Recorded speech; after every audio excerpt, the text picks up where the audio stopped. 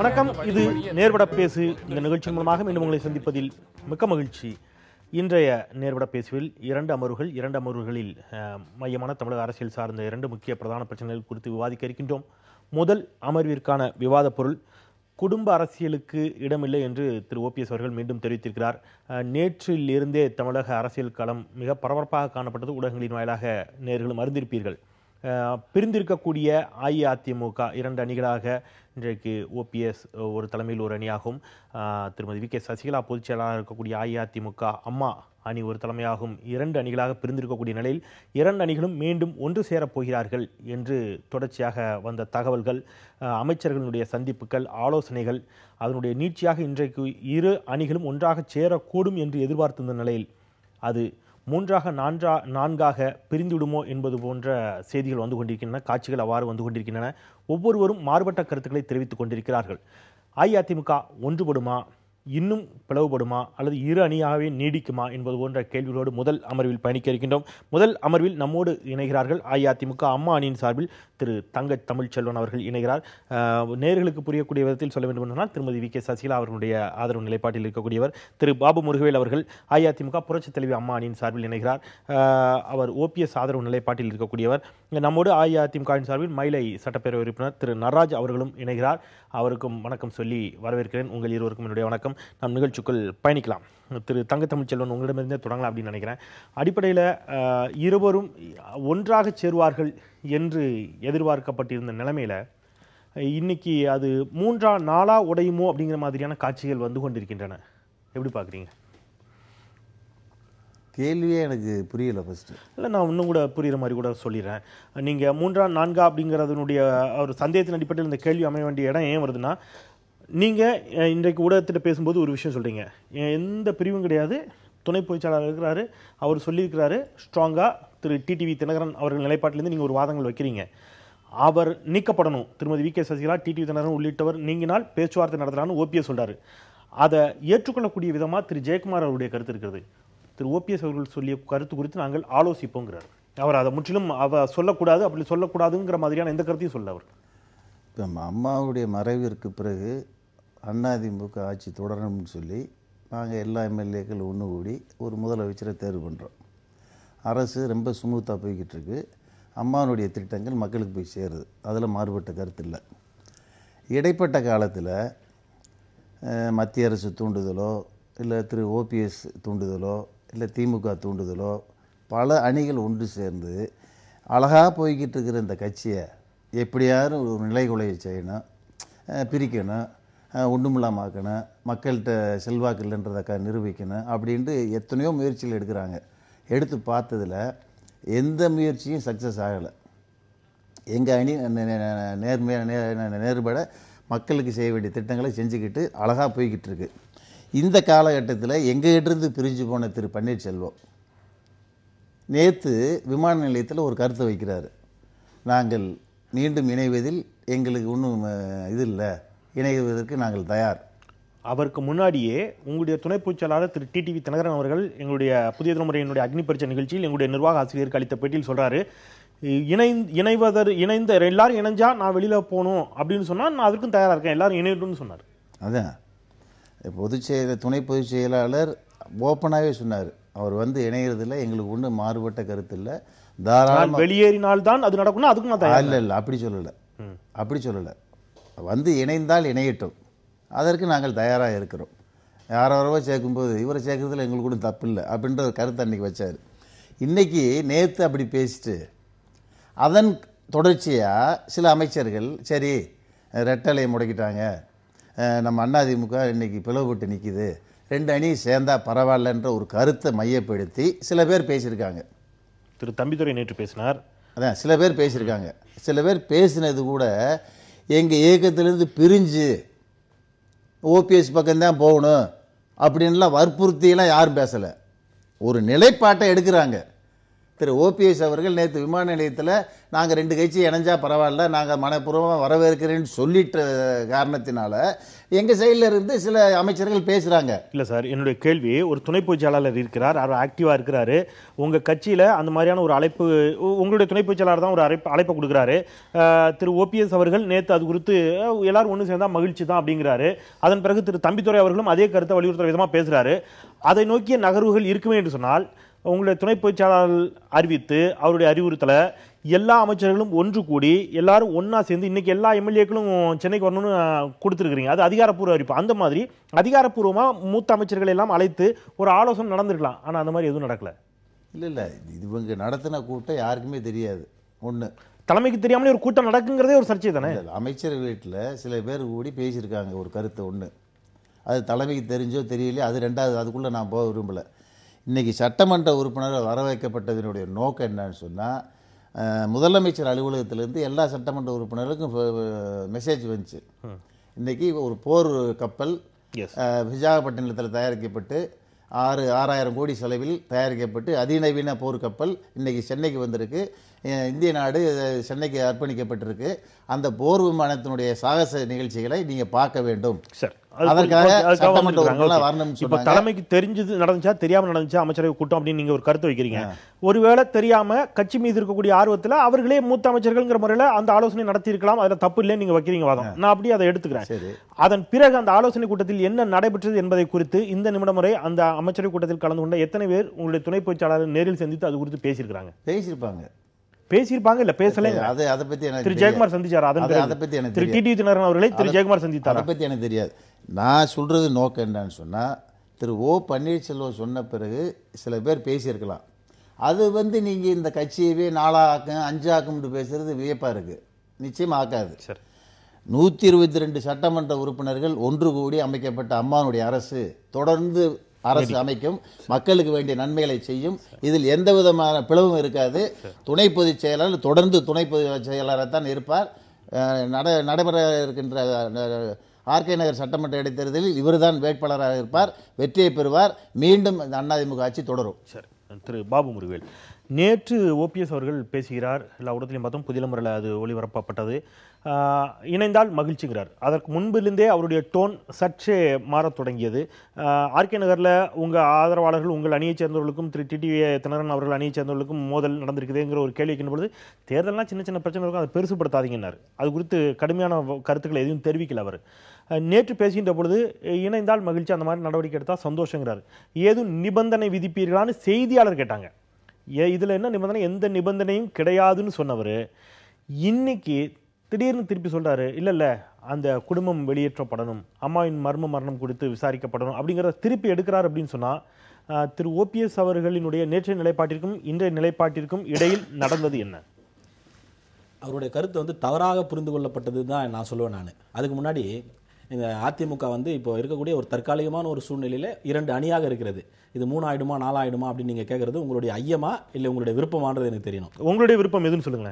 இது 1ஆவதா 3ஆவதா 4ஆவதா? 2 இருக்கிறது 1 ஆகணும்ன்றதான் எங்களோட விருப்பம். அதுக்கு நீங்க என்ன முயற்சி எடுத்துருக்கீங்க? அதான் ஓபிஎஸ் தரப்புல கிளியர் பண்றேன். நான் இப்போ மரியாதைக்குரிய அண்ணன் ஓபிஎஸ் அவர்கள் பிப்ரவரி 9ஆம் தேதி காலையில பத்திரிகையாளர்களை 11:30 மணிக்கு சந்திக்கும் போது அன்னைக்கே சொல்றாரு, எங்களுக்கு ஒரு குடும்ப சண்டை, நாங்கள் பிரிந்திருக்கிறோம், இந்த குடும்ப சண்டை தீர்க்கின்ற பட்சத்திலே ஒன்றாக இணைவதற்கு விருப்பம் எங்களுக்கு இருக்கிறதுன்னு சொல்லிட்டு அந்த குடும்பத்தில் டிடிவி தினகரனுக்கும் சசிகலாவுக்கும் இடம் இருக்குதா இல்லையா?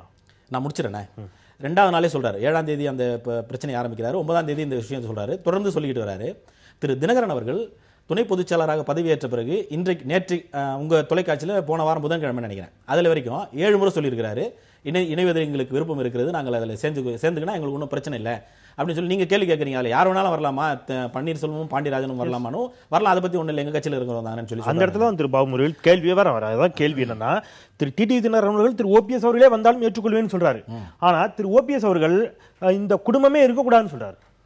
இது ஒன்றாக்கக்கூடிய உங்களுடைய விருப்பத்திற்கு தடையா இருக்குதுல. அதனோட சாராம்சம் என்னன்னா, இப்ப நீங்க கேள்விப்பட்டீங்க பாத்தீங்களா, இவங்க கேள்வி கேட்கறாங்க உங்களுக்கு இந்த நிபந்தனைகள் என்னன்னு சொல்லி கேட்கும்போது அவர் என்ன எடுத்துக்கிறாருன்னா, அவர்கிட்ட நாங்கள் மதியானம் பேசினேன், பெரிய குளத்தில் இருக்கார், நான் தொலைபேசியில் அவர்கிட்ட பேசினேன்.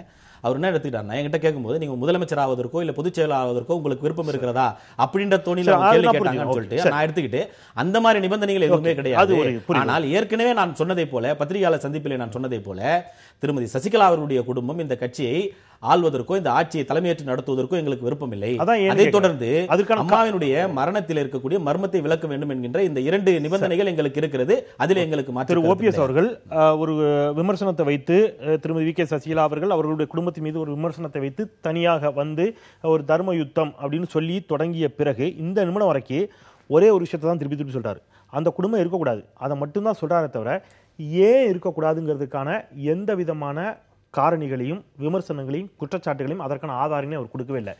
திருமதி வி.கே. சசிகலா அவர்கள் ஊழல் செய்தார் சொல்லுங்க, ஒரு வாதத்துக்கு அப்படி சொல்லுங்க, அல்லது இந்த மாதிரி ஒரு பிரச்சனை பண்ணிட்டாரு, இவ்வளவு பெரிய தீமையை செஞ்சுட்டாரு, இந்த மாதிரி அல்லது திரு டிடிவி தினகரன் அவர்கள் மீது இது எனக்கு பிடிக்கலங்கிற மாதிரியே இருக்கு. இந்த வாதம் எனக்கு பிடிக்கல, அவங்க வேண்டாம் அப்படிங்கிற மாதிரி உறுதியா கிடையாது. அப்புறம் என்ன காரணம்? இயக்கம் 1972ஆம் ஆண்டு புரட்சித் தலைவரால் எந்த காரணத்திற்காக ஆரம்பிக்கப்பட்டதோ 1989 மாண்பு அம்மா அவருடைய தலைமை ஏற்று இந்த இயக்கம் எப்படி பயணிக்கப்பட்டதோ அதனுடைய மூல காரணம் எதுவாக இருந்தது என்று சொன்னால், ஒரு குடும்பத்தின் கையிலே ஆட்சியும் கட்சியும் சென்று விடக்கூடாது.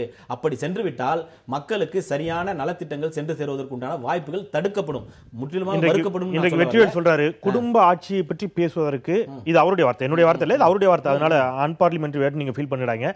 திரு ஓபிஎஸ் அவர்களுக்கு அருகதை இல்லைங்கிறார். அவருடைய பையன்ல இருந்து எல்லாருமே வந்து கட்சிக்குள்ள இருக்காங்க. திரு வெற்றிவேல் அவர்களுக்கு தங்க தமிழ்ச்செல்வனுடைய அது தனிப்பட்ட கருத்துக்கள். அதாவது எப்படின்னா சில விஷயங்கள் எடுத்து பார்க்கும்போது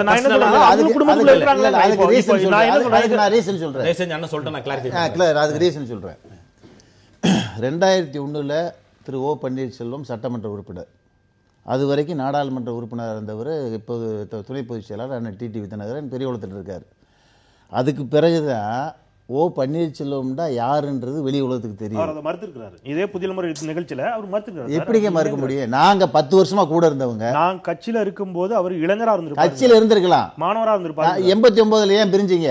ஜானகிக்கு போனீங்க, பிரிஞ்சிட்டு வந்தீங்க, மன்னிச்சு அம்மா உங்களுக்கு பொறுப்பு கொடுத்தாங்க, நகர செயலாளராக்கினாங்க, நகர்மன்ற தலைவர் கொடுத்தாங்க, அது எப்படி வாங்கினேன்னு எங்களுக்கு தெரியும்.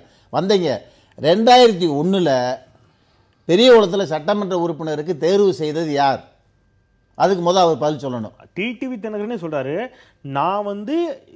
நான் தான் அவரை வளர்த்தேன்னுலாம் என்னால் சொல்ல முடியாது.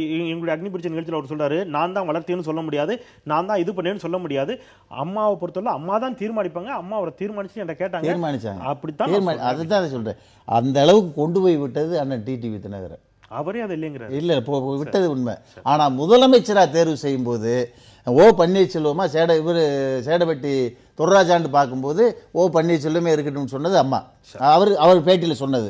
இது என்ன ரீசன்டா, அப்படி அறிமுகப்படுத்தி ஒரு சட்டமன்ற உறுப்பினராக்கி அமைச்சராக்கி முதலமைச்சர் ஸ்தானத்துக்கு கொண்டு போனது சின்னம்மா குடும்பம், அண்ணன் டிடிவி தினகரன் சின்னம்மா. அந்த குடும்பத்தை ஒதுக்கிட்டு அரசியல் நடத்தணும்னு சொல்றதுக்கு எப்படி இவருக்கு மனசு வந்துச்சுன்றது எங்களுக்கு கேள்விக்குறியாது. அதே விஷயம் அம்மாவிடத்திலே அறிமுகப்படுத்தியது திருமதி சசிகலா அவருடைய குடும்பம் என்பதிலே நான் ஒத்துக்கிறேன். அதுல இருந்து அண்ணனே சொல்ற ராமாயங்களை ஒத்துக்க நான் சொல்லிட்டேன். திருமதி சசிகலா அவர்களை அம்மாவிடத்தில் அறிமுகப்படுத்தி சந்திரலேகா போய் ஃபீல் பண்ணுவாங்க. இப்ப நான் தான் அம்மாவிடத்திலே திருமதி சசிகலா அவருடைய குடும்பத்தை பிஆர்ஓ இருந்த திரு நடராஜன் அவர்களிடையே எங்க கலெக்டரா இருக்கும்போது வேலை பார்த்தா நான் தான் எடுத்து அம்மா வீட்டை அறிமுகப்படுத்தினேன். இன்னைக்கு அவங்க அப்படி போயிட்டாங்கன்னு கேள்வி வரும். சசிகலாவுக்கு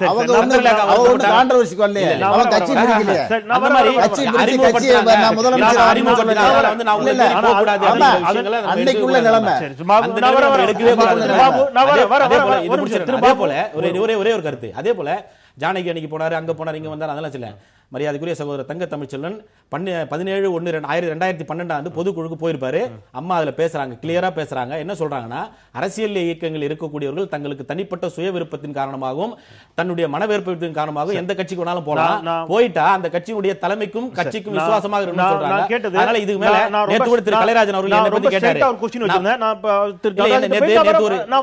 நான் ரொம்ப ஸ்ட்ரைட்டா ஒரு क्वेश्चन வச்சிருந்தேன், நீங்க அதுக்கான ஆன்சர் பண்ணுங்க. நான் திரு நடராஜருடைய கருத்து கேட்டு வந்தேன். ஏன் இவர்கள் கூடாது அப்படிங்கிறதுக்கு ஒரு குடும்பத்தினுடைய ஆட்சி, அதை தாண்டி கட்சிக்கும் அல்லது நாட்டிற்கும் இவர்களால் இன்னென்ன தீங்கு ஏற்பட்டிருக்கிறது அல்லது ஏற்படும் அப்படிங்கிறதுக்கான ஆதாரப்பூர்வமான அல்லது தரவுகளோடு கூடிய எந்த விமர்சனத்தையும் நீங்க ஏன் வைக்க தயங்குறீங்க அப்படிங்கறத திரு நடராஜ் அவர்கிட்ட கேட்டு வந்துடுறேன். திரு நடராஜ் இதுல அடிப்படையில திரு நடராஜ் அவர்களுடைய தனிப்பட்ட ஆதரவு இப்பொழுது அவருடைய ஆதரவு நிலைப்பாடு என்னவாக இருக்கிறது? இந்த மாதிரி 2 அணிகளாக அஇஅதிமுக பிரிந்திருக்கின்ற பொழுது உங்களுடைய பார்வை என்னவாக இருக்கிறது? இருவரும் ஒன்று சேரணும் அப்படிங்கிறாங்க. அதற்கு திரு ஓபிஎஸ் அவர்கள் வைத்திருக்கக்கூடிய நிபந்தனை மீதான உங்களுடைய பார்வை என்ன?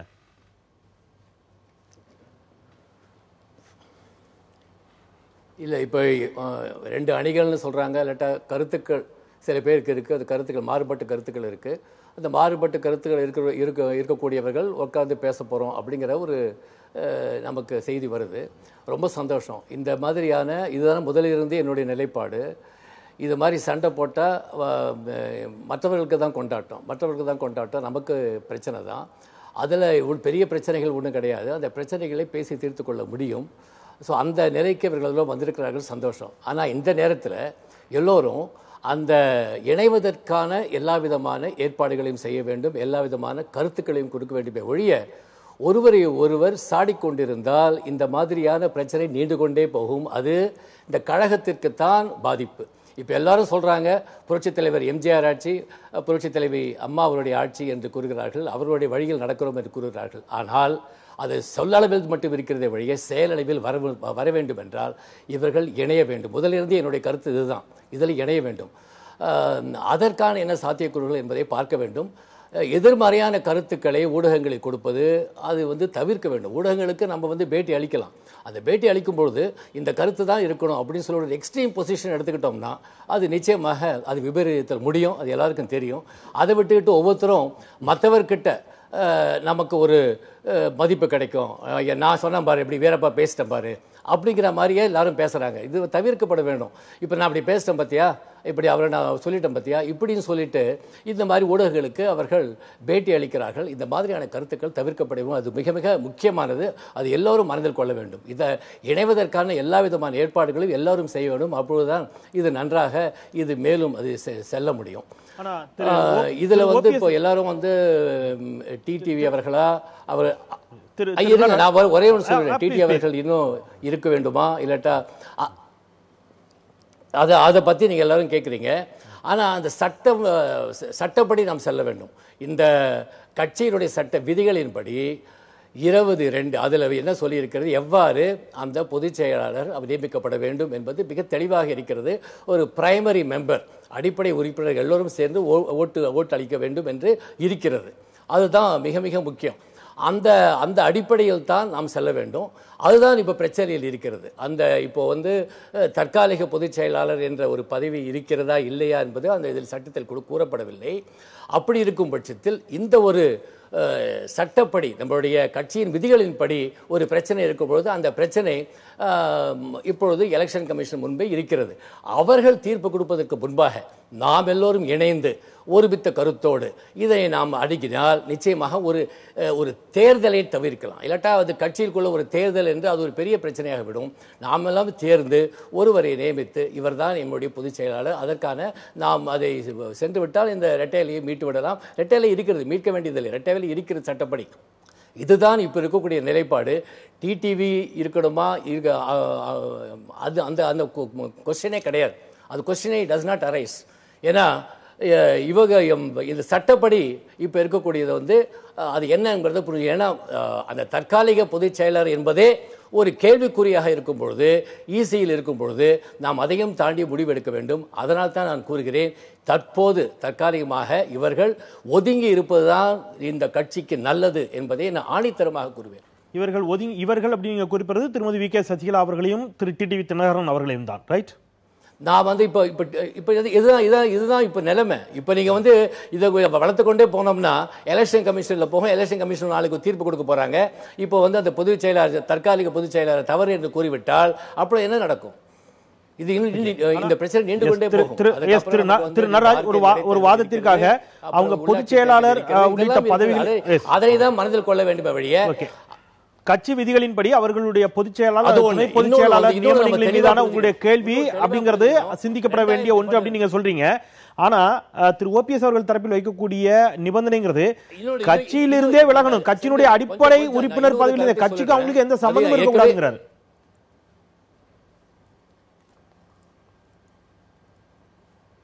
இது கொஞ்சம் புரிஞ்சுங்க. 2012ஆம் ஆண்டு புரட்சித் தலைவி அம்மா அவர்கள் எந்த ஒரு நிபந்தனையின் பேரில் இவர்கள் எடுத்துக்கொண்டார்களோ அந்த நிபந்தனை இன்னும் இருக்கிறது. அந்த நிபந்தனை அந்த எல்லா விதமான நிபந்தனைகளும் இன்னும் இருக்கிறது. அப்படி இருக்கும் பொழுது அதனை நாம் மதிக்க வேண்டும். புரட்சித் தலைவி அம்மா அவர்களை மதிக்கும் பொழுது அவர்கள் இட்ட நிபந்தனைகளையும் நாம் மதிக்க வேண்டும். அதுதான் முக்கியம். அதற்கு பிறகு இவர்களும் மற்றபடி ஒரு ஒரு தேர்தலில் போட்டியிட்டு வருவது என்பது அது அது அது காலம் பதில் சொல்லும். ஆனால் இப்போது இருக்கக்கூடிய சூழலில் இப்போது இருக்கக்கூடிய மக்களின் உணர்வுகளை நாம் புரிந்து கொள்ள வேண்டும். அதை எடுத்துக்கொண்டால் நிச்சயமாக இந்த ஒரு பிரச்சனைக்கு தீர்வு என்பது டிடிவியா என்பது அல்ல. இந்த பிரச்சனைக்கு தீர்வு என்பது இணக்கமாக இருந்து இவர்களோட முடிவினை எடுக்க வேண்டும். முடிவினை எடுத்து ஒரு பொதுவான ஒரு பொதுச் செயலாளர் அவரை நாம் நியமிக்க வேண்டும். இதில் ஒவ்வொருவரும் ஒவ்வொரு கருத்தை கூறுகிறார்கள். அது தவறு. வேண்டுமென்றால் ஒரு நடுநிலை உள்ள சில பேரை நியமித்து அவர்கள் இருவரோடும் பேசி ஒரு நிலைப்பாட்டினை உருவாக்கலாம். அது ஒரு வழி. ஒருவர் சாடிக்கொண்டு ஒரு கருத்தினை கூறுவது என்பது தவறு என்பதுதான் என்னுடைய கருத்து. அந்த அளவில் உங்களுடைய தொடக்கச்சீட்டு கருத்தை எடுத்துக்கிறேன். திரு நடராஜ் அவர்கள் குறிப்பிட்ட வாதத்தின் அடிப்படையில் நாம் புரிந்து கொள்ளக்கூடிய விஷயமாக இதான் இருக்குது. மேபி அவர் அதில் ஏதாவது மாறுபட்டால் அடுத்த சுற்றுலா சொல்வார்னு நினைக்கிறேன். திரு டிடிவி தினகரன் அவருடைய நியமனம் தொடர்பாக ஒரு கொஸ்டின் எழுப்புறாரு. என்னுடைய குடும்பத்தைச் சேர்ந்த யாரும் இனி கட்சி விவகாரங்களில் தலையிட மாட்டார்கள் என்று திருமதி வி.கே. சசிகலா அவர்கள் கடிதம் கொடுத்து விட்டு தான் மீண்டும் சேர்த்துக் கொள்ளப்பட்டார். அதை மதிக்கணும் அப்படிங்கிற வாதத்தையும் அவர் வைக்கிறார். இவர்கள் இருவரும் கட்சியிலிருந்து இப்பொழுது விலகிக் கொள்வதே கட்சிக்கு நல்லது அப்படிங்கிற திரு நடராஜ் அவருடைய வாதத்தோடு ஒரு சிறிய இடைவெளிக்கு செல்லலாம். இடைவெளிக்கு பிறகு நேர்பட பேசலாம். இணைந்திருங்கள். திரு தங்க தமிழ்ச்செல்வன், இதில் திரு நடராஜ் அவர்கள் ஒரு வாதத்தை தெளிவாக்கிறாரு. அவசரப்பட்டு வார்த்தைகளை விட வேண்டாம், கவனமாக பேசணும். ஊடகங்களில் பேட்டி கொடுக்கறதுல நம்ம கொஞ்சம் வார்த்தைகளை அதிகமாக விட்டுட்டோம்னா ஏற்படக்கூடிய சிக்கல்கள், என்ன கடிதம் எழுதி கொடுத்துட்டு சேர்ந்தாங்க அப்படிங்கிறத கொஞ்சம் அவர் நினைவூட்டுறாரு. அப்போ அந்த அம்மாவிற்கு நம்ம மரியாதை கொடுக்கணும் அப்படிங்கிறது அவருடைய வாதம். உங்களுடைய பொதுச் செயலாளருக்கு, மறைந்த பொதுச் செயலாளருக்கு செல்வி ஜெயலலிதா அவர்களுக்கு இதெல்லாம் கன்சிடர் பண்ணாமல் நாங்கள் என் குடும்பத்தில் யாருமே நான் அரசியல் இனிமேல் கொண்டு வர மாட்டேன்னு எழுதி கொடுத்த பிறகு திரு டிடிவி தினகரனை துணை பொதுச் செயலாளர் நியமிப்பதெல்லாம் செல்வி ஜெயலலிதா அவர்களுக்கு கொடுத்த வாக்குறுதியை மீறக்கூடிய செயல் அப்படிங்கிறது தான் திரு நடராஜ் அவருடைய வாதம். அன்னைக்கு உள்ள நிலைமை, அம்மா உயிரோடு இருக்காங்க, பொதுச் செயலாளர், தமிழ்நாட்டுடைய முதலமைச்சர், தோழியை கட்சியில் சேர்க்குறாங்க. சேர்க்கும்போது நிபந்தனையற்ற இதில் நான் சேர்த்துக்கிறேன், என் குடும்ப உறுப்பினர்கள் வரமாட்டாங்கன்றது அம்மா உயிரோடு இருக்கும்போது சொன்னது. ஏன் வரக்கூடாதுன்னு சொன்னாங்க? என்னையை சேர்த்துக்குங்க, நான் அவன் அக்காவுக்காக நான் கடைசி வரைக்கும் நான் தோழியாகவே இருக்கணும், அக்காவுக்காக நான் பணிவிடை செய்யணும், அதை இதயபூர்வமாக மனப்பூர்வமாக ஏற்றுக்கிட்டு சேர்த்துக்கிட்டாங்க. அது புரிஞ்சு கொள்ள முடியும். அதுக்கு பிறகு அம்மா மறைவிற்கு பிறகுதான் துணை பொதுச் செயலாளர் சீட்டு தராங்க. அம்மா இருக்கும்போதே கொடுக்கல. இல்ல, அம்மா இருக்கும்போது கொடுத்தாதான் அவர் அண்ணன் சொன்னது மாதிரி அது தவறு. நான் திரும்ப வி.கே. சசிகலா அவர்களை நியமிச்சதுக்கு அடுத்து வரேன். நான் அதுக்குள்ள வரேன். என்னுடைய கேள்வி, இல்ல நீங்க கேட்ட கேள்விக்கு நான் வர்றேன். துணை பொதுச் செயலாளர் நியமனம் பண்ணது தப்புன்னு நீங்க சொல்றீங்க. எப்ப நியமனம் பண்ணாங்க? அம்மா மறைவிற்கு பிறகு நியமனம் பண்ணதுல என்ன இருக்கு? அதாவது அந்த கடிதத்தை அப்படி புரிஞ்சுக்கிட்டுமா, நான் உயிரோடு இருக்கிற வரைக்கும் அன்னைக்கு சார், அதாவது நீங்க உயிரோடு இருக்கிற வரைக்கும் எங்க குடும்பத்துல இருந்து யாரும் வர மாட்டாங்க. இல்ல அன்னைக்கு அந்த நிலைப்பாடு, அது அம்மா உயிரோடு இருக்கும்போது நீங்க பார்த்து ஏத்துக்கிட்டா கட்சியில சேர்த்தா சேர்த்துக்குங்க. நான் சேர்க்க விரும்பல. இல்ல, நான் இப்படி நான் என்னோட கொஸ்டின் நான் திருப்பி வைக்கிறேன். எங்க குடும்பத்திலிருந்து யாரும் வரமாட்டாங்கன்னு திருமதி வி.கே. சசிகலா அவர்கள் சொல்லுகிறார் என்று சொன்னால், இவருடைய குடும்பத்திலிருந்து யாரும் வருவது செல்வி ஜெயலலிதா அவர்களுக்கு பிடிக்கவில்லைன்னு தான் அர்த்தம். அது இல்ல, அப்புறம் ஏன் எழுதி கொடுக்குறாங்க சார்? அதிமுகவில் சார் ஒருத்தர் கட்சியை விட்டு நீக்கிட்டா பிடிக்கலன்னு அர்த்தம் கிடையாது சார். நான் அம்மாவுக்காக விட்டு கொடுத்தவன் 2001 தொடர்ந்து 11 வருஷம் அதிமுக மாவட்ட செயலாளர் இருந்தது நான் தான். ஆனால் 2011 சட்டமன்ற உறுப்பினர் ஆனதுமே என்னை மாவட்ட செயலாளர் பதவியிலிருந்து எடுக்கிறாங்க. நான் என்ன தப்பு பண்ணேன்? எடுக்கிறாங்க, ஒரு கோபம். அதுக்காக எடுத்ததுமே தங்கத்தமிழ் செல்வன் அடியோட கட்டவன், இவன் கஞ்சா வித்தான் சாரா வித்தான்னு சொல்ல முடியுமா? நமக்கு ஒரு காரணத்தில் ஏதோ ஒரு குற்றச்சாட்டு வந்திருக்கும், ஏதோ ஒரு இது பிரச்சனை வந்திருக்கும், அதனால் பதவி விட்டு நீக்குறாங்க. நீக்கினதுனால தங்கத்தமிழ் செல்வன் முழுவதும் கெட்டவன், இவன் அரசியலுக்கே லாய்க்கு இல்லை, இவனை மீண்டும் எந்த பதவியும் கொடுக்கக்கூடாது, அந்த முடிவுக்கு வரக்கூடாது. எங்கள் அதிமுக பொறுத்த அளவுக்கு ஒரு காலகட்டம் நீக்கியிருக்காங்க. அது பின்னாடி சேர்க்கக்கூடிய வாய்ப்பு இருக்குது. பல உதாரணங்கள் இருக்குது. அதில் எத்தனையோ பேர் இருக்கிற அமைச்சர்கள் 10 வருஷம் சும்மா இருந்திருக்காங்க. சரி, நான் இப்படி வரேன். நீங்க எல்லோரும் நேசிக்கக்கூடிய செல்வி ஜெயலலிதா அவர்கள், நீங்கள் எல்லோரும் நேசிக்கக்கூடிய திரு எம்ஜிஆர் அவர்களால் தொடங்கப்பட்டு செல்வி ஜெயலலிதா அவர்களால் வளர்த்தெடுக்கப்பட்டு இன்றைக்கு இந்தியாவின் 3வது மிகப்பெரிய கட்சியாக இருக்கக்கூடிய அஇஅதிமுக உடைந்து விடக்கூடாது, இரட்டை சின்னம் முடக்கப்பட்டு விடக்கூடாது, மீண்டு எழ வேண்டும், கொண்டு வர வேண்டும் அப்படிங்கிற எண்ணமும் ஆவலும் உங்களுடைய துணை பொதுச் செயலாளருக்கும் உங்களுடைய பொதுச் செயலாளருக்கும் அதிகமாக இருக்குன்னு சொன்னா, இவருடைய குடும்பத்திலிருந்து யாரும் வரமாட்டாங்கன்னு தங்களுடைய பதவியை விட்டு கொடுப்பதில் அவர்களுக்கு என்ன தடை? என்னத்துக்கு விட்டு கொடுக்க சொல்றீங்க? என்ன கட்சி நல்லா இருக்கணும்னு நினைங்க. கட்சி நல்லா இருக்க போய் தானே வச்சிருக்கேன் அவங்கள. கட்சி நல்லா இருக்குன்னு சொல்றதா அம்மா சின்னம்மாவை பொதுச் செயலாளர் ஆக்கணும், இவரை துணை பொதுச் செயலாளர் ஆக்கணும். 1.5 கோடி தொண்டை அக்செப்ட் பண்ணிக்கிட்டேன், 122 எம்எல்ஏக்கள் அக்செப்ட் பண்ணிக்கிட்டாங்க. ஜெயக்குமார்லாம் 50 இன்னைக்கு விடுங்க சார், அன்னைக்கு யாரு அக்செப்ட் பண்ணது? நாங்கள் அக்செப்ட் பண்ணா. இதே ஜெயக்குமார், இதே ஓ பன்னீர்செல்வம், இதே மதுசூதனை போய் காலில் விழுந்து சின்னம்மா வாங்க வாங்க அன்னைக்கே மறுக்கல. உங்களுக்கு முதலமைச்சர் பதவி கொடுத்தா சின்னம்மா அந்த குடும்பம் நல்ல குடும்பம், முதலமைச்சர் பதவியிலிருந்து எடுத்துட்டா சின்னம்மா குடும்பம் கெட்ட குடும்பம். இதான நிலைப்பாடு. இப்போ ஒரு கருத்தை கேட்டீங்க இவர்கிட்ட, குடும்ப ஆட்சி, அம்மா மறைவில் விசாரணை. சத்தியமா நான் கேட்கிறேன், விசாரணை வச்சே போட்டு இப்படி பேசுறது, ஒருத்தரை சாடுவது, இதுதான் தவறு சார். இல்ல கொஞ்சம் இருங்க, நான் ஒரு முக்கியமான கருத்தை பேசுறேன். அதாவது விசாரணை வச்சே காரணம் என்ன, பிரச்சனை தான் வரும். அப்போ அம்மாவுக்கு உடல்நல குறைவுன்றது சாடுறதுக்காக நான் சொல்ல, தலை குனிந்தது, அதை புரிந்து கொள்ளுங்கள். நீங்கள் இவ்வாறு உணர்ச்சி வசப்பட்டு பேசுவது தவறுங்க, அது தவறு. இப்பெல்லாம் பேசினா அப்புறம் எதுக்கு முடிவே கிடையாது சார். உணர்ச்சி வசப்படல சார், இணக்கமான கருத்துக்களை கொடுங்க. இப்ப அதிமுகவை பிளவுபடுத்துறது திரு பன்னீர்செல்வம். திரு பன்னீர்செல்வத்தின் மீது இருக்கிற குற்றச்சாட்டுகளை நான் சொல்லுவதற்கு நான் கடமைப்பட்டிருக்கேன். நான் உணர்ச்சி வசப்பட்டோ அவர் மேல பழி சொல்லணும்னா நான் சொல்லல. இப்ப குடும்ப ஆட்சின்னு சொன்னாரு, என்ன குற்றச்சாட்டு? குடும்ப ஆட்சின்னு சொன்னீங்க. இவர் குடும்ப ஆட்சின்னு சொல்றதுக்கு இவருக்கு என்ன அருகதை இருக்கு? இவரு அமைச்சர், முதலமைச்சர், இவருடைய தம்பி பெரியகுளம் நகர்மன்றத்துடைய தலைவர், இவருடைய மகன் தேனி மாவட்டத்தில் இளைஞர் இளம்பெண்கள் பாசனுடைய மாவட்ட செயலாளர், தமிழ்நாடு முழுக்க ஆளுமை படைச்சவராக கொண்டு வந்தார்.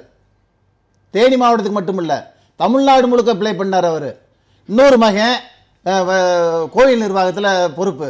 இவருடைய சம்பந்தி மதுரை ஹைகோர்ட்டில் பிபி, ஸ்பெஷல் பிபி, அரசு வழக்கறிஞர்.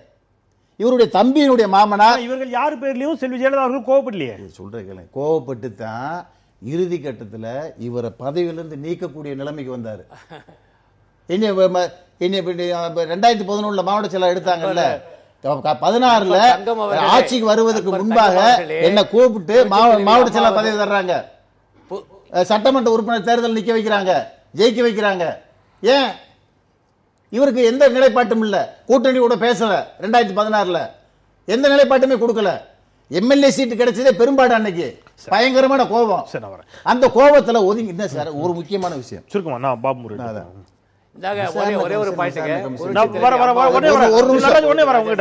அம்மா மறைவுல விசாரணை கமிஷன் அதுக்கு சுத்தி இருந்தது எந்த குடும்பங்க, எங்க இருந்து வந்தாங்க, எதுக்காக வந்தார்கள்?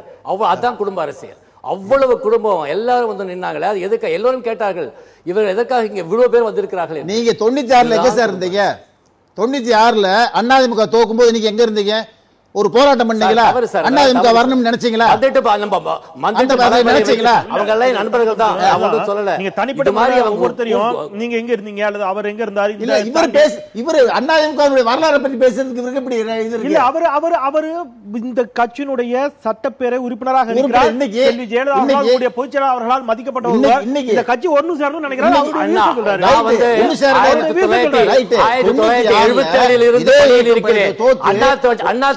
உருவாகிற போது நான் இருந்தேன், பணியில் இருந்தேன்.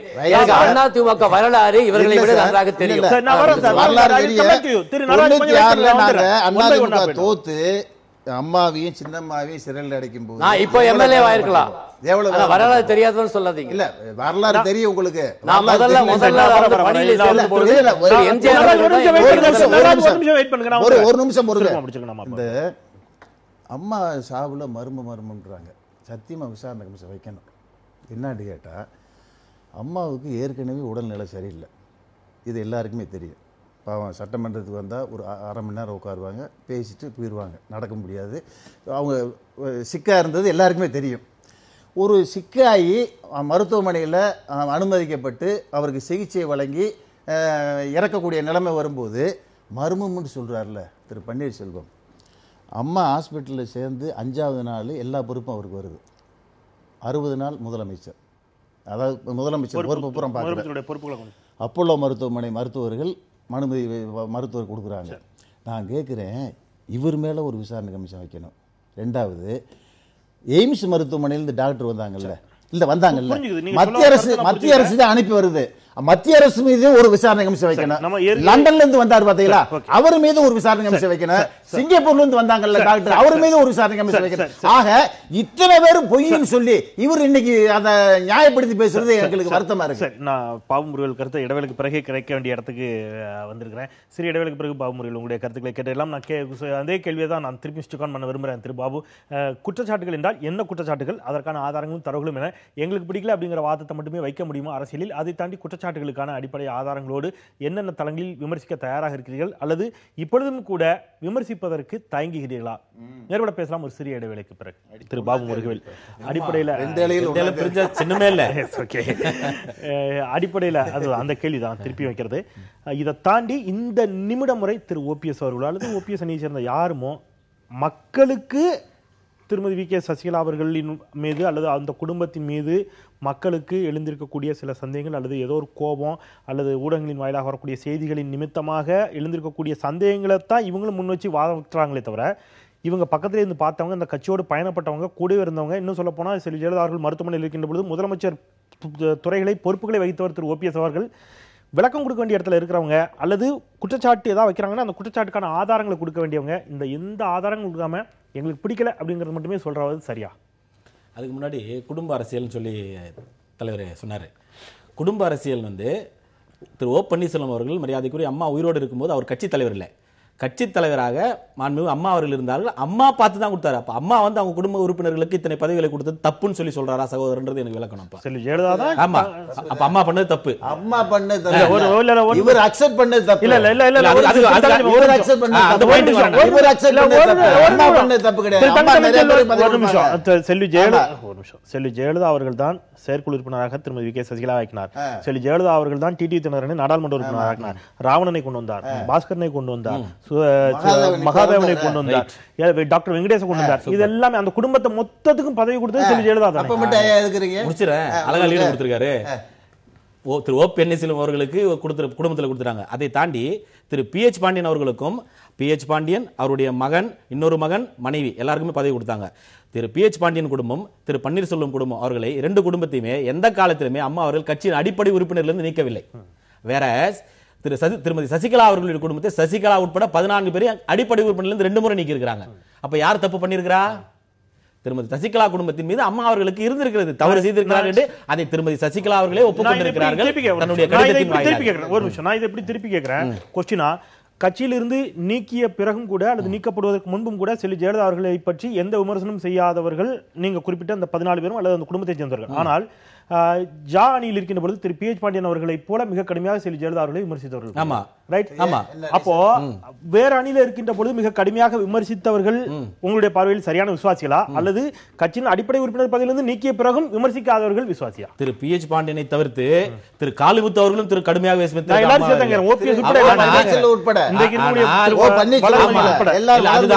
ஆனால் அதையெல்லாம் மன்னிக்கக்கூடிய மனநிலைமை அம்மா அவர்களுக்கு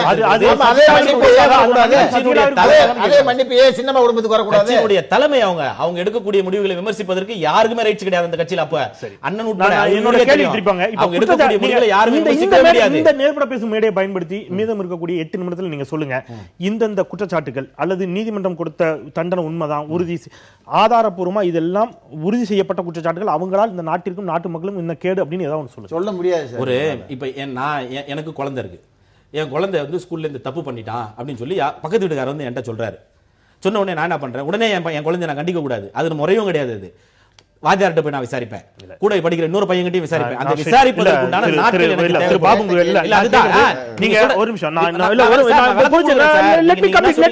நான் என்ன கேக்குறேன்னா, இப்ப நீங்க திமுக மீது விமர்சனம் வச்சீங்கன்னா அவங்க மறுப்பாங்க, சில விமர்சனம் விளைக்கிறீங்க, இது இதெல்லாம் அவங்க மீது காங்கிரஸ் மீது சில விமர்சனம் நீங்க கேக்குறீங்க. சொல்ல வரேன் இந்த ஒரு பாயிண்ட். அதை தவிர்த்து மாண்புமிகு அம்மா அவர்கள் எந்த அளவிற்கு கடுமையாக திராவிட முன்னேற்ற கழகத்தை விமர்சித்தார்கள் என்று சொன்னால், எடுத்த உடனே குடும்ப ஆட்சின்னு தான் சொல்லுவாங்க, குடும்ப அரசியல், குடும்ப கட்சி, குடும்ப அரசுன்னு சொல்லுவாங்க. அதே பழி அனைத்து இந்த அண்ணா திராவிட முன்னேற்ற கழகத்துக்கு வந்துவிடக் கூடாது என்கின்ற ஒரே நிலைப்பாடு. புரட்சி தலைவர் எந்த காரணத்துக்காக இயக்கத்தை ஆரம்பித்தார், மாண்புமிகு அம்மா அவர்கள் இந்த இயக்கத்தை எதற்காக வளர்த்தார், யாரையாவது அவங்க அண்ணனை சேர்த்தாங்களா? அவங்க அண்ணன் பசங்களை கட்சிக்கு பொறுப்பு, அண்ணனுடைய குழந்தைகள் இன்றைக்கு வரையில் உறுப்பினர் கூட கிடையாது. காரணம் அதுதான். புரட்சி தலைவர்கள் தன்னுடைய சொந்த அண்ணனை கூட உறுப்பினராக கூட சேர்க்கல. அதுல இது போல வரலாறு இருக்கக்கூடிய கட்சி. அதனால சொந்த உறுப்பினர் இருக்கக்கூடிய இருக்குன்னு ஒரு குடும்பத்தினுடைய ஆட்சி இந்த கட்சிக்கு வந்து விடக்கூடாது, இந்த கட்சி ஒண்ணுதான் நோக்கம். கையில் வந்துவிடக்கூடாது அப்படிங்கிறது தான் திரு பன்னீர்செல்வம் அவர்கள் இல்ல, அது ஒண்ணுதான் நோக்கம். அவர் தலைமை கொடுத்து பாருங்க, அதுக்கப்புறம் என்ன நடக்குது அவர் பாருங்க. குடும்பத்தில் எத்தனை இல்ல, பேர் திரு சகோதரர். பாபு அது மட்டும் தான் நோக்கம். சரியா? அதுதான் நோக்கம். குடும்பம் வந்துடக்கூடாது அப்படிங்கறது. அதே exactly. குடும்பம் வந்துடக்கூடாது, வந்தறதுனால நாட்டுக்கு என்ன கேடுங்கறத நான் திருப்பி கேட்டுட்டு இருக்கேன். குடும்ப ஆட்சி அதனால நாட்டுக்கு என்ன சார் கேடு? இதுக்கு முன்னாடி இந்த கேடு நான் இல்ல, கேக்குறது அதுதான். குடும்பம் வரது எனக்கு பிடிக்கலங்கிறது வேற. எனக்கு முன்னாடி அழகா எனக்கு முன்னாள் நான் காவல்துறை OPS இயக்குனர் ஐயா நடராஜன் அவர்கள் Let me come. நான் கேக்குறது இல்ல, நீங்க ஏன் விமர்சனத்தை ஸ்ட்ரைட்டா வைக்கிறதுக்கு தயங்குறீங்கன்னு நான் Straight ஆ தான் கேக்குறேன். வைக்கிறோம். இந்த குடும்பத்தால் இந்த பிரச்சனை ஏற்பட்டிருக்கு, அல்லது இவ்வளவு ஊழல் பண்ணிருக்காங்க, அல்லது இவ்வளவு பிரச்சனை பண்ணிருக்காங்க அப்படிங்கறத எந்த இடத்துலயுமே நீங்க அப்படி இருந்துச்சுன்னா ஏன் சொல்ல தயங்குறீங்க? இந்த ஒரு DA குடும்பம் கேஸ்ல வந்துடக்கூடாதுங்கிறது ஒரு வாதமா இந்த சார்? DA கேஸ்ல அம்மாக்கு எதுல தண்டனை கிடைச்சு தெரியுமா? எந்த ப்ரொவிஷன்ல கிடைச்சு தெரியுமா? 120B IPC தான். 120B IPC தவிர வேற எந்த சார்ஜஸுமே அம்மா மேல கிடையாது. 120B என்ன சொல்லுது? கான்ஸ்பிரசி, கிரிமினல் கான்ஸ்பிரசி, கூட்டு சதி. இவங்களுக்காக எந்த கரெக்டா சொல்லுங்க. நீங்க ஒரு ஆல்சோ அட்வொகேட், கரெக்டா சொல்லுங்க. அதுதான் கூட்டுச்சதி யார் தலைமையில் நடைபெற்றதுன்னு அந்த தீர்ப்புல சொல்லி இல்ல, அதுதான் சொல்றாங்க. அதை சேர்த்து சொல்லுங்க. இந்த இவ்ளோ டிஏக்கு நடந்த விஷயங்களுக்கு காரணமே இவங்களை பயன்படுத்தி இவங்க செஞ்சிருக்காங்க அப்படின்னு சொல்றாங்க. அதனால நீதிமன்ற தீர்ப்பு திரு பாபு, நீதிமன்ற தீர்ப்புல மிக தெளிவா இருக்குது. கரெக்டா சொல்றேன். A1 அப்படின்னு சொல்லப்பட்ட அந்த அது ரேங்க் சொல்லப்பட்ட செல்வி ஜெயலலிதா எல்லாருக்கும் ஒரே சார்ஜ் தான். செல்வி ஜெயலலிதா அவர்கள் எல்லாருக்கும் மேல ஒரே சார்ஜ் தான். ஜெயலலிதா அவர்கள் தான் தன்னுடைய பதவியை பயன்படுத்தி முறைகேடாக சொத்துக்களை சேர்ப்பதற்கு இவர்களை பயன்படுத்தி கொண்டார், அதனால் இவர்களை தன்னுடைய வீட்டிலே வைத்துக் கொண்டார் அப்படிங்கிறது நீதிமன்ற தீர்ப்புல இருக்கு. இல்ல, அதுதான். அது எப்படின்னா அதனோட முகாந்திரம் என்னன்னு சொன்னா இவ்வளவு பெரிய பிரச்சனை நடந்ததுக்கு காரணம் இவங்களை வச்சு அம்மா வச்சு இவங்க பண்ணிட்டாங்க அப்படிங்கிறது தான் சார்ஜஸே. அது இல்ல. அதனால அவர்களே இவங்க மிஸ்யூஸ் பண்றாங்க. ஆமா, அந்த அளவுக்கு நிர்வாக திறமை மதிப்பிடுறீங்களா? இல்ல குறைவா மதிப்பிடுறீங்களா? அதான் சொன்னேன் நானு. கொஞ்சம் பேரால மிஸ்யூஸ் பண்ண முடியும் நினைக்கிறீங்களா? ஜெயலலிதா போன்ற மிகப்பெரிய உண்ணாவிரதத்துல ஒரு மூத்த தலைவர் பேசினாரு. 2011 ஜெயிச்சதுக்கு அப்புறம் என்னுடைய கண்ணுக்கு எதிரிகளே கிடையாதுன்னு சொன்னீங்களேம்மா, உங்க பின்னாடியே வச்சிருக்கீங்களேன்னு சொல்லியிருக்காரு. அது தெரியாமலா இருந்தாங்கன்னு கேக்குறேன். இவ்வளவு பெரிய ஆளுமை சொல்லி ஜெயலலிதா சார் ஒரு நிர்பந்தம் சார். ஒரு 33 வருஷமா ஜெயலலிதாவுக்கு நிர்பந்தமா? நிர்பந்தம் பண்ணிக்கூடியவரா? இருந்திருக்கலாம். இரும்பு பெண்மணின்னு சொல்றீங்களா? இல்ல சார், ஃபேமிலி சார், ஃபேமிலி உள்ள இருப்ப ஒரு என் பையன் திடீர்னு ஒரு தப்பு பண்றான், என் கூட இருக்கிற பையன் நான் தண்டிச்சிட முடியுமா? Okay, anyway I will come back to. சரி, இப்போ ஒன்னு சேரணும் அப்படிங்கறத உங்களுடைய விருப்பமா வெளியேறணும் அப்படிங்கிறது உங்களுடைய விருப்பமா இருக்கு. திரு நடராஜ் அவர்கள், உங்களுடைய நிறைவு கருத்தாக இந்த வாரத்தில் நான் எடுத்துக்க விரும்புறது, இந்த கண்டிஷனுக்கு நீங்க சொல்ற இந்த கண்டிஷனுக்கு ஒருவேளை திரு டிடிவி தினகரன் அல்லது திருமதி வி கே சசிகலா தரப்பு உடன்படவில்லை என்று சொன்னால் அடுத்த கட்ட நகர்வு என்னவா இருக்கும்? இவங்க ஸ்டிக் ஆன் பண்ணி நிக்கிறாங்க, அதுல உறுதியா இருக்கிறாங்க, உடன்படலைன்னு சொன்னா திரு ஓபிஎஸ் அவர்கள் ஏதாவது விட்டு கொடுக்கணும்னு நீங்க நினைக்கிறீங்களா?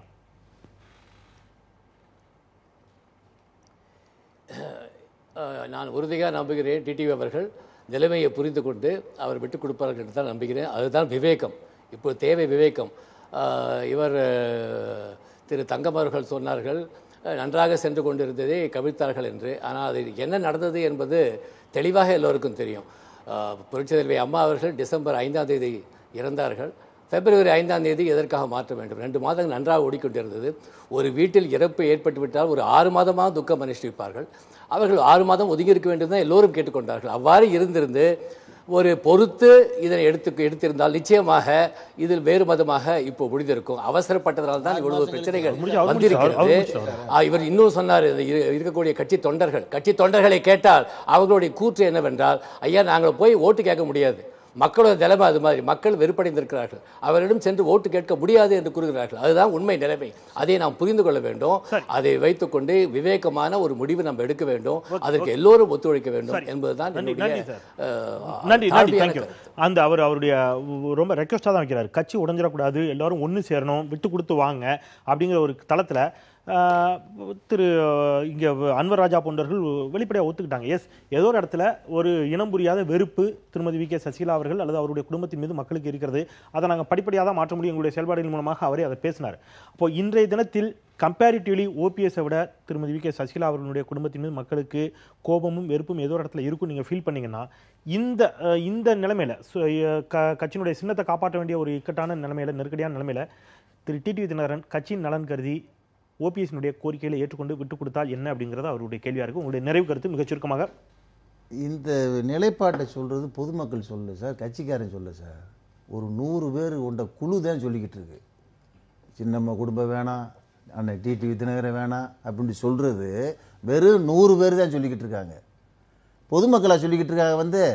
நீங்கள் இருக்கக்கூடாதுன்னு சொல்லி இப்போ ஆர்கே நகரில் நின்று இடைத்தேர்தலில் எவ்வளவு வரவேற்பு மக்கள்கிட்ட 50,000 ஓட்டில் ஜெயிச்சிருப்பார் தேர்தல் நடந்திருந்தா. எப்படி வரவேற்பு இருந்துச்சு? டோட்டலாக மக்கள் எதிர்த்திருந்தா எங்களை ஓட்டு கேட்கவே விட்டுறக்கூடாது. ஏன் பொதுச் செயலாளர் பதவிக்கு இல்ல தேர்தல் வைத்து பொதுச் செயலாளர்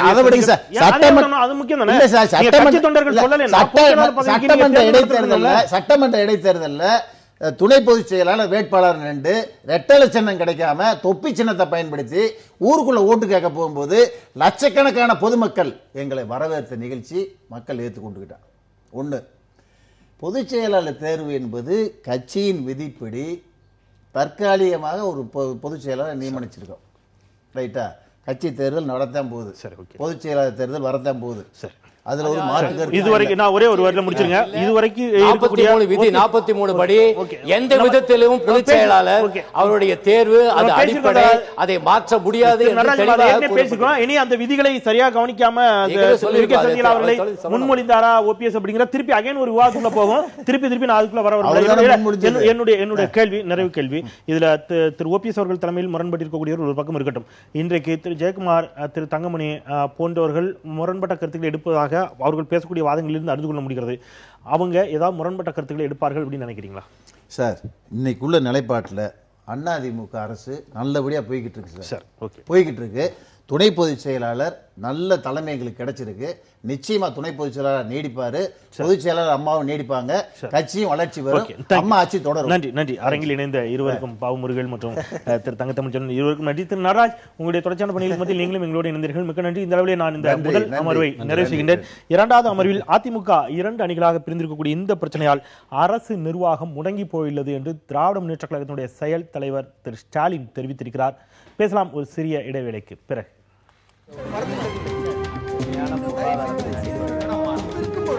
எதிர்த்து பேசிட்டு